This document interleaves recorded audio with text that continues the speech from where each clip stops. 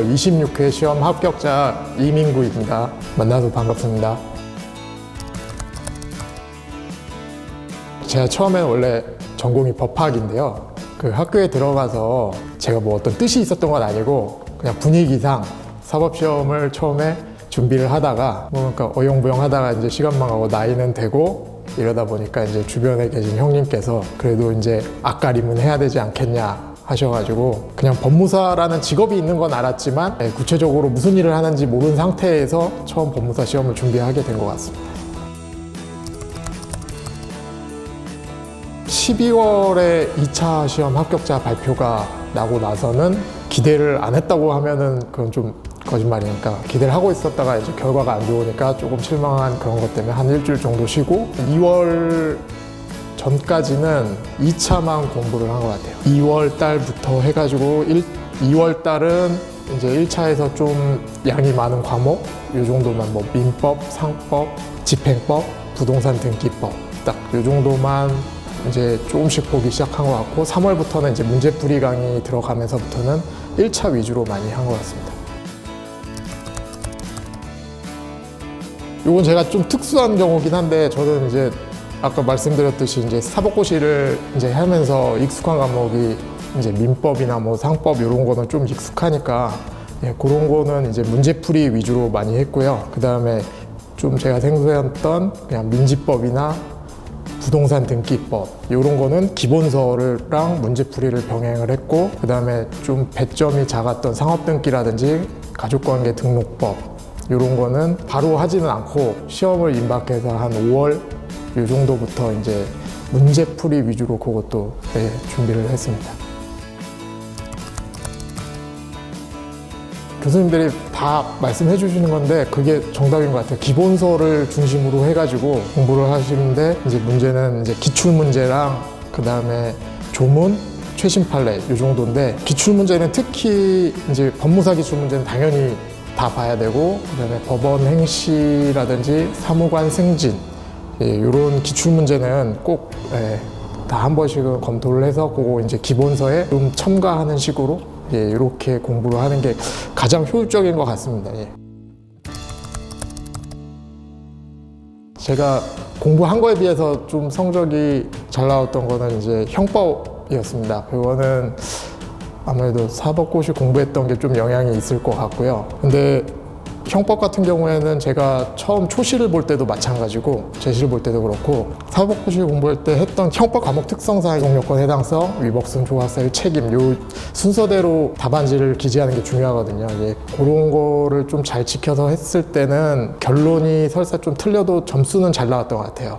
그래서 형법은 제가 시간을 들인 거에 비해서 늘 좀 점수는 잘 맞았던 것 같고 가장 어려웠던 거는 저는 개인적으로 부동산 등기법이었는데 그 이유는 조문만 위주로 해서 하기에는 다른 분들하고 이제 상대평가다 보니까 이제 차별을 두기가 조금 어려울 것 같다는 생각이 들었고 그렇다고 이제 양을 또 넓히자니 어느 범위까지 대비를 해야 될지 이런 감을 잡기가 좀 어렵더라고요. 그래서 현실적으로 그냥 교수님들이 이렇게 내주시는 그런 쟁점 위주로 이제 공부를 하고 들어갈 수밖에 없었는데 거기서 나오면 다행인데 이제 또 안 나왔을 때는 그게 문제가 되더라고요. 그래서 좀 마지막까지도 제가 좀 많이 고민을 많이 했던 과목인 것 같습니다.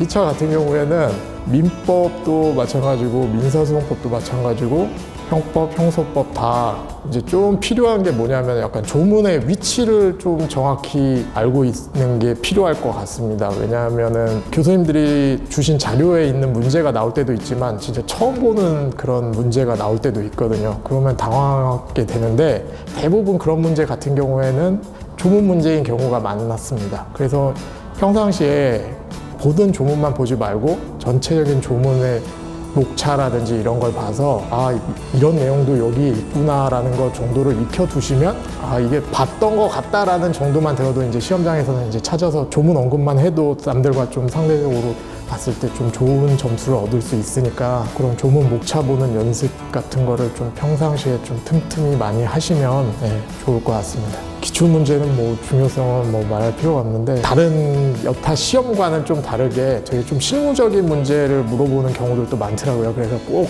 사무관 승진 시험 같은 경우에도 꼭 좀 참고를 하셨으면 좋겠고, 민사 서류 같은 경우에는 청구 취지 그런 유형별 연습을 그것만이라도 계속 반복해서 많이 보시고, 그리고 등기법 부동산 등기 신청 서류 같은 경우에는 첨부 서류가 왜 들어가는지를 좀 정리를 해보셨으면 좋겠어요. 이 첨부 서류는 이런 이유 때문에 여기 들어가고, 그 문제를 이렇게 읽다 보면 좀 힌트성 문장들이 있거든요. 그 문장에 괜히 들어가는 문장들이 아니니까 문제에서 이 문장이 이 첨부 서류 때문에 들어가는 거구나. 요거 좀 기출문제 보면서 분석을 하고 나름대로 좀 종류별로 이렇게 좀 정리를 해두시면 마지막에 양도 많이 좀 줄이실 수 있고 부담도 좀 더실 수 있을 것 같습니다. 일단 성적은 상위권은 아니었습니다. 개인적으로 그냥 성적은 신경 쓰지 말고 그냥 내가 시간 내에 어느 정도 양을 쓸 수 있고, 그 다음에 쟁점을 추출하는 연습, 딱 요거에만 중점을 두자, 이렇게 임했던 것 같고요. 답안 작성 노하우라면은 실제로 시험장에 가보시면 알겠지만 시간이 많이 부족해요. 그래서 자기 알고 있는 거를 그 시간 내에 이렇게 줄여서 써내는 게 되게 필요하거든요. 그리고 완벽하게 쓰려고 하는 것보다는 그냥 물어봤던 질문에 대해 짧게라도 계속 다 건드리려고 그렇게 쓰시려고 노력을 하는 게, 준비도 그렇게 하시고 처음부터 그게 많이 도움이 될 것 같습니다. 흔히들 뭐 하는 말이 뭐 합격자들 10,000명한테 물어보면 10,000가지 공부 방법이 나온다고 하는데요. 뭐 저희가 지금 말씀드린 거 역시 그냥 하나의 참고사항으로 이렇게 들으셨으면 좋겠습니다. 그리고 다 사람들이 처한 위치가 다르잖아요. 뭐 그전에 공부했던 정도도 다 다를 거고, 그 다음에 또 지금 시간을 낼 수 있는 그런 정도도 다 다를 거고, 그러니까 뭐 참고로 그냥 들어서 주시고, 각자 거기에서 좀 효율적으로 많이 좀 생각을 하시고 그렇게 준비를 하셨으면 좋겠습니다. 다들 잘 하실 수 있을 거라 믿고요. 그리고 제가 교수님들한테 뭐 일일이 찾아뵙고 인사를 못 드렸는데 이 자리를 빌어서 뭐 교수님들께 그동안 감사하다는 말씀 드리고 싶습니다. 네, 감사합니다.